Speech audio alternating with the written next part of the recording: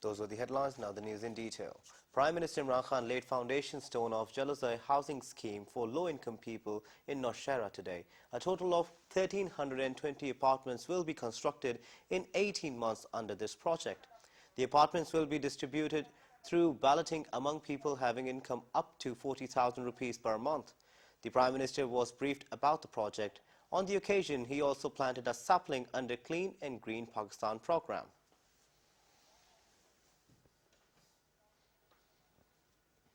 Tunisian ambassador to Pakistan, Brohini Al-Kamil, called on the Prime Minister Imran Khan to discuss matters relating to bilateral relations and international issues. Prime Minister Imran Khan conveyed that Pakistan greatly valued its relationship with Tunisia, which is anchored in common faith, history and culture. It may be recalled that Prime Minister Imran Khan has addressed letters to the leaders of the Muslim Ummah highlighting the scourge of Islamophobia and the need for Muslim world to take it up in unison with the rest of the world. During the meeting, the Tunisian ambassador handed over a letter from President of Tunisia, Kais Saied, addressing to the Prime Minister in response to Prime Minister's letter. The Prime Minister's letter sent to all the Muslim leaders had highlighted the need for urgent efforts to confront campaigns targeting Muslims and that Muslim Ummah should further strengthen channels of dialogue and coexistence between different religions. Federal Cabinet decided to establish a central database of basic commodities to maintain their prices and ensure their ample stock. Briefing the newsmen in Islamabad about Federal Cabinet decisions, Federal Minister for Information Fawad Hussain Chaudhary said that Finance Minister Shaukat Tareen participated in the Cabinet meeting for the first time. On electronic voting, the Information Minister stated that the government will have to devise an internet-based voting system to give overseas Pakistanis right to vote, along with introducing relevant legislation. He said electronic voting machine has been built and its demonstration has also been held. The minister also stated that Interior Minister Sheikh Rashid Ahmed briefed the Cabinet about negotiations with banned TLP. Fawad Hussain said the Cabinet approved MTI Board of Directors of 5 hospitals function under the federal government. He said federal government wants to jointly run the federal government hospitals in Karachi. The Cabinet also approved the appointment of Zahir Abbas Khokar as Chairman Pakistan Baitul Mal and supply of UNICEF containers from Karachi to Kabul. To a question, the minister said the reconstruction and restructuring of government departments is underway to improve their performance. He also condemned the abusive language used by PMLN leader Shahid Khaqan Abbasi against Speaker National Assembly Asad Kaisar.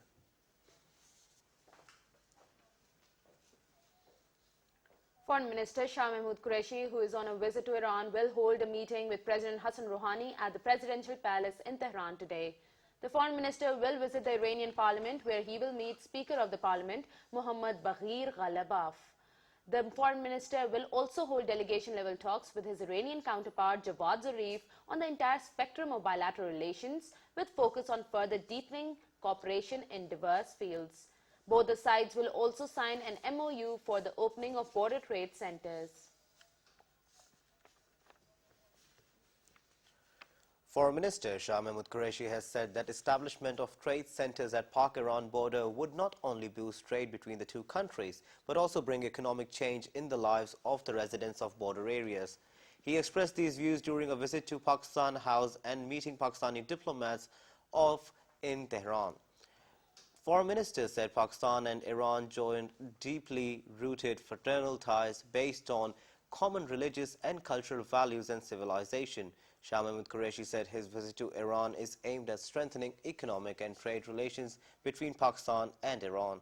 Expressing his pleasure, he said that the Iran has not only appreciated the proposal for establishment of trade centers at Pak-Iran border, but also agreed to implement it, and soon this proposal would be implemented. Meanwhile, in a tweet, Shah Mahmood Qureshi also said that Iran lifted restrictions on import of kinnu from Pakistan, which has been in place since 2012. He said the step is a manifestation of further solidifying of bilateral ties between the two countries. The Foreign Minister said the step will be good news for the Pakistani traders and the people linked with its cultivation in the country.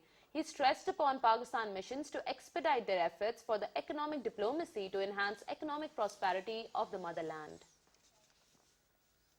Minister for Information and Broadcasting Chaudhary Fawad Hussain says the reform process initiated in the Ministry of Information and its attached department in 2018 is being resumed.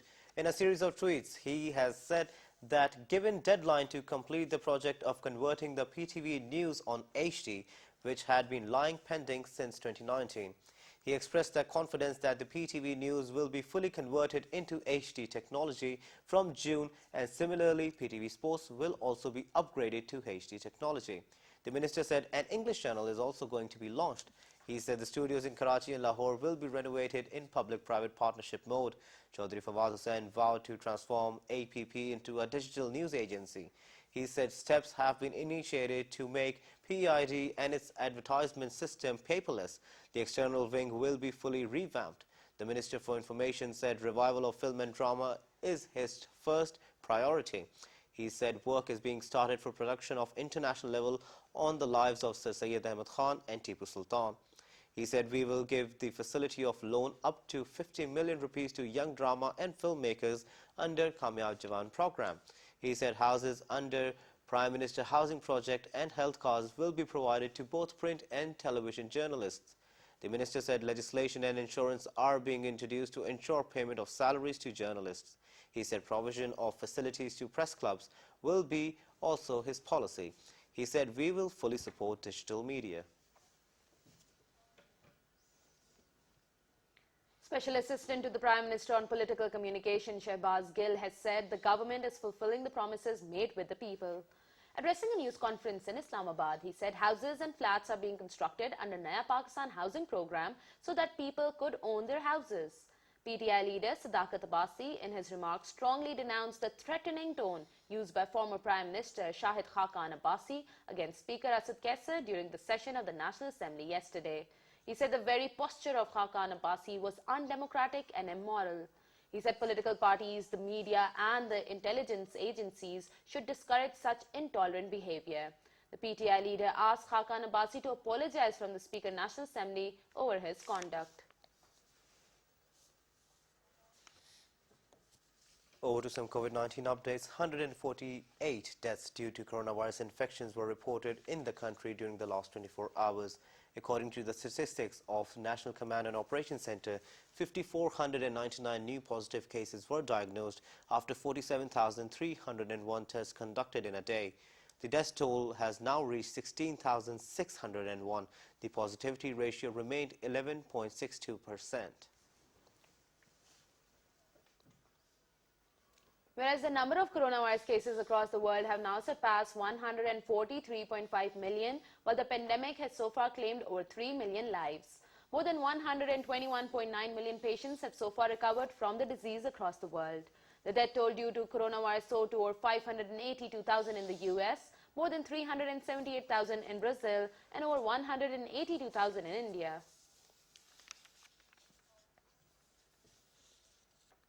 Now, Pakistan has been elected to 3 key United Nations bodies, reflecting international community's recognition of the country's positive role at the world body. The bodies are the Commission on Crime Prevention and Criminal Justice, the Commission on the Status of Women, and the Commission on Population and Development. Our special correspondent Shabir Ahmed Wagra has the details. In elections held at the United Nations headquarters in New York, Pakistan has secured the membership of 3 key UN bodies: the Commission on Crime Prevention and Criminal Justice, the Commission on the Status of Women, and the Commission on Population and Development. These commissions play a pivotal role in enhancing international cooperation on various social and economic issues. The elections were conducted at the Economic and Social Council, a 54-member principal organ of the UN. Pakistan's election to CCP-CJ and CPD was by the unanimous endorsement of all ECO-SOC members. In the balloting to elect CSW members, Pakistan received 50 votes. Pakistan will assume the membership of these 3 commissions starting from 1st January 2022. According to Foreign Office of Pakistan, Pakistan's simultaneous election to these 3 important commissions is a reflection of the international community's confidence in Pakistan's active role and constructive contributions at the United Nations. Shabir Ahmed Wagra, PTV World, Islamabad. Now looking into the situation in Indian illegally occupied Jammu and Kashmir, where the all-parties Hurriyat Conference has strongly condemned the reign of terror unleashed by the brutal Indian forces on Kashmiri men, women and children in nook and corner of the territory. In a statement, the APHC spokesman said that occupied territory is facing a martial law-like situation where fundamental rights of the Kashmiri people are trampled by the occupational forces during nocturnal raids, even in the ongoing holy month of Ramzan. Other Hurriyat leaders and organizations in the statements also appealed to the international community and human rights organizations to put pressure on India to end its brutalities and settle the Kashmir dispute in accordance with the Kashmiris' aspirations. Meanwhile, power outages during Sehri, Iftar and Taraweeh hours sparked protests in several areas of Pulwama, Baramulla and Srinagar districts.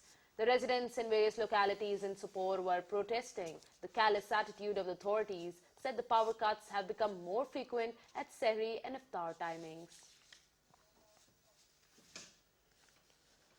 Meanwhile, Paris-based media watchdog Reporters Without Borders has said that India still remains a country that is bad for journalism, and it's ranked 142nd out of 180 countries, the same position it held last year. The report pointed out that ever since the general election in the spring of 2019 won overwhelmingly by Narendra Modi's Bharatiya Janata Party, pressure has increased on the media to toe the Hindu nationalist government's line.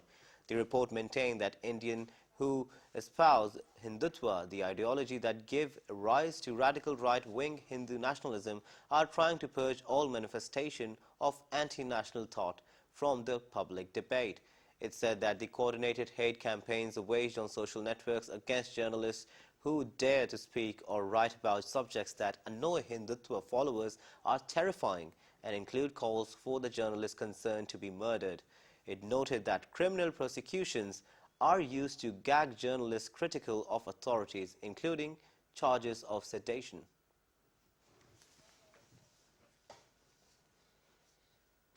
Dr. Allama Muhammad Iqbal is being remembered today across the country on his death anniversary to acknowledge his services for getting a separate homeland for the Muslims of the subcontinent. The day is dawned with special prayers for solidarity and prosperity of the country and the Muslims. The nation pays special tribute for his vision of a separate homeland for Muslims of the subcontinent. Born on 9th of November 1877 in Sialkot, Dr. Iqbal was a great representative of the subcontinent and one of the main exponents of the Pakistani movement. Called the Sufi poet of the modern age, and he was a man of great ideas, dynamic, romantic, provocative and profound. Allama Iqbal was both a great poet, serious thinker and philosopher who infused a revolutionary spirit in the Muslim youth of the subcontinent at the time through his poetry. Allama Iqbal's poetry has been translated in Spanish, Chinese, Japanese, English, including several other languages. The poet-philosopher died on April 21st, 1938.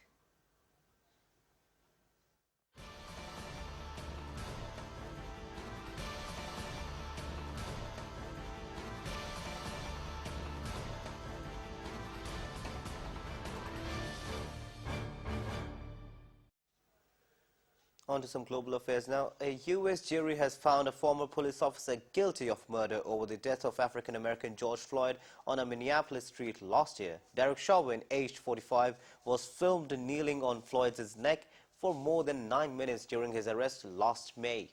The widely watched footage sparked worldwide protest against racism and excessive use of force by police.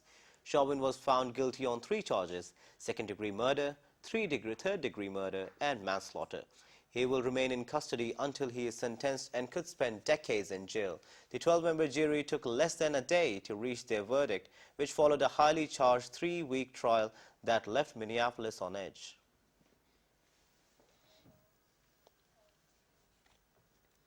As the jury announced Chauvin had been found guilty of murder and manslaughter in the death of Floyd, crowds cheered and embraced one another. Throngs were gathered to hear the verdict in what is now known as George Floyd Plaza, around the intersection where Floyd died. The square has become a place of pilgrimage and protest since Floyd's death made him the face of a national movement against racial injustice and police brutality. As Americans celebrate the verdict in George Floyd's murder, Police in Columbus, Ohio shot a teenage black girl to death after confronting her while responding to a report of a person armed with a knife. Police involved in the shooting were answering an emergency 911 call reporting an attempted stabbing by a female suspect. Columbus Mayor Andrew Ginther confirmed the fatal shooting, saying on the Twitter that a young woman tragically lost her life.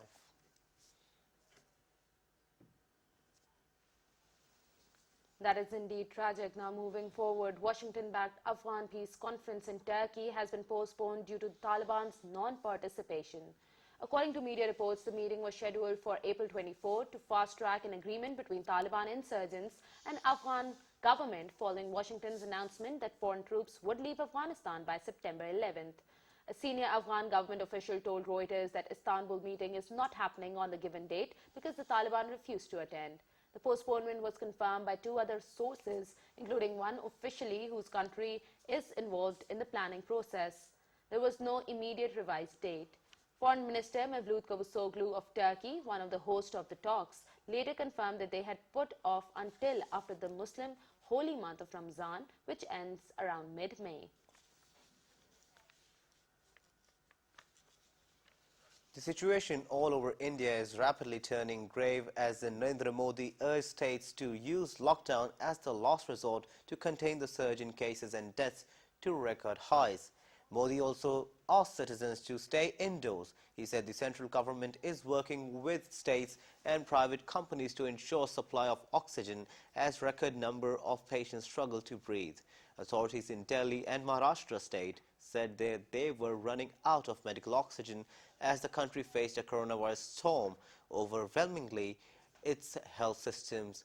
India, the country currently being hit hardest by the pandemic, reported its worst daily death toll, with large parts of the country now under lockdown amid a fast rising second wave of infections. Amid lockdown, migrant workers gather and queued at railway stations to head home.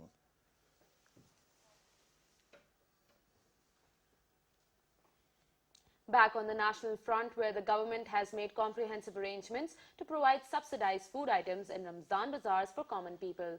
Deputy Commissioner Bahawalpur, Irfan Ali Khan, visited Ramzan bazaars to personally monitor the facility. He visited various stalls and checked the quality of the available items. Deputy Commissioner also suspended an official for not maintaining the correct record of the sale of sugar at the bazaar.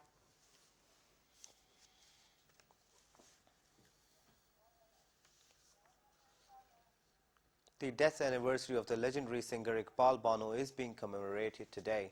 Iqbal Bano was born in the Indian city of Rohtak in 1935. She was trained in the art of singing by Ustad Chand Ali Khan, Delhi Wale. Iqbal Bano was a star by the 1950s, singing soundtrack songs for famous Urdu films like Gumnaam, Qatil, Intiqam, Sarfarosh and Nagin.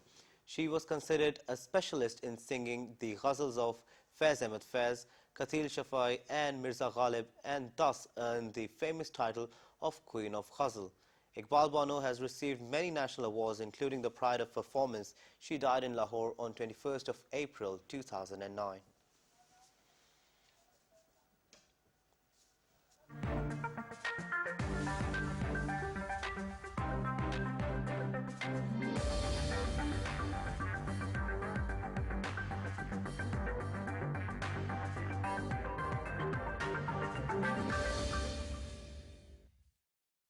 News now from the world of sports.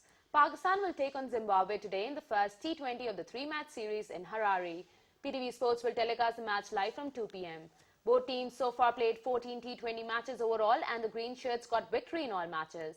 Pakistan will play 3 T20 internationals and 2 test matches in the tour. The second and third T20 will be played on April 23rd and 25th, while first tests start from 29th of April. The second test will be played on 7th of May. Harare will host all the matches.